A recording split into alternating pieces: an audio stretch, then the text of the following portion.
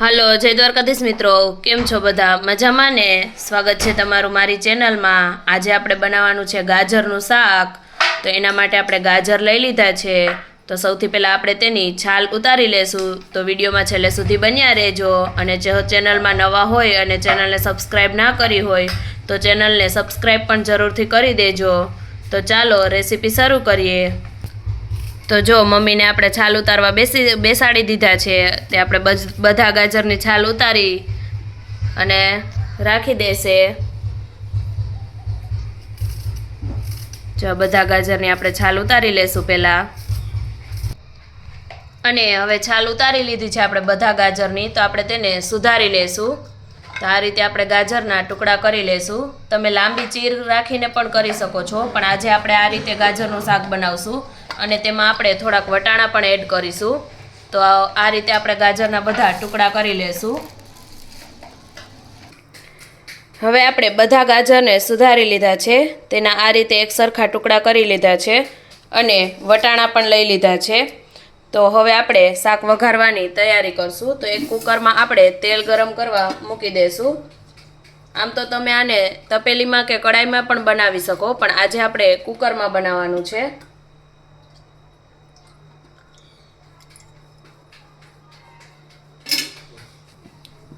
તેલ ગરમ થાય એટલે સૌથી પહેલાં આપણે તેમાં રાઈ એડ કરી દઈશું। રાઈ ફૂટી જાય એટલે ત્યાર પછી આપણે જીરું એડ કરી દઈશું, થોડીક હિંગ, ચપટી હળદર આપણે તેલમાં એડ કરી દઈશું।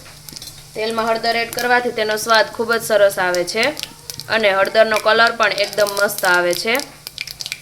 હવે ત્યાર પછી આપણે આ લસણની પેસ્ટ લઈ લીધી છે, તેને આપણે તેલમાં એડ કરી દઈશું અને લસણ થોડુંક તેલમાં સતળાઈ જાય એટલે ત્યાર પછી આપણે જે આપણા ગાજર લીધા છે સુધારીને તેને એડ કરી દઈશું। ગાજર એડ કરી દીધા છે અને બધું સરસ રીતે હલાવીને મિક્સ કરી લીધું છે। તો હવે ત્યાર પછી આપણે તેમાં વટાણા એડ કરી દઈશું।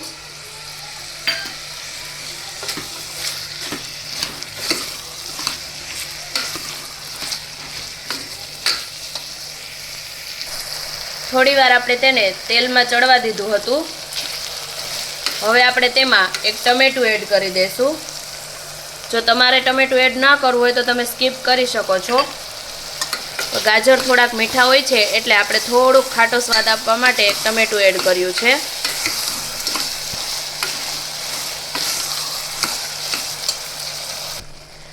અને હવે આપણે ત્યાર પછી તેમાં બધા મસાલા એડ કરી દઈશું। તો અડધી ચમચી જેટલી હળદર, ચપટી ગરમ મસાલો, સ્વાદ પ્રમાણે મીઠું અને લાલ મરચું પાવડર એડ કરી દઈશું।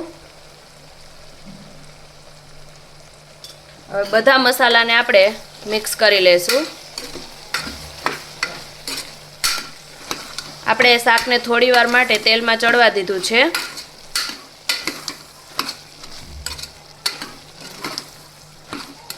આ રીતે તમારે કોઈ પણ શાકને તેલમાં થોડીવાર માટે ચડવા દેવું એટલે તેનો જે સ્વાદ છે તે ખૂબ જ સરસ આવે। હવે આપણે તેમાં પાણી એડ કરી દઈશું અને ત્યાર પછી તેનું ઢાંકણ બંધ કરી અને 3 સીટી જેવું થવા દઈશું। તો તૈયાર છે આપણું ગાજર વટાણાનું શાક। વિડીયો ગમે તો લાઈક કરજો, શેર કરજો અને ચેનલમાં નવા હોય તો સબસ્ક્રાઈબ કરવાનું ના ભૂલતા। અને આવી અવનવી ગુજરાતી વાનગીઓના વિડીયો જોવા માટે એકવાર અમારી ચેનલની અવશ્ય મુલાકાત લેજો।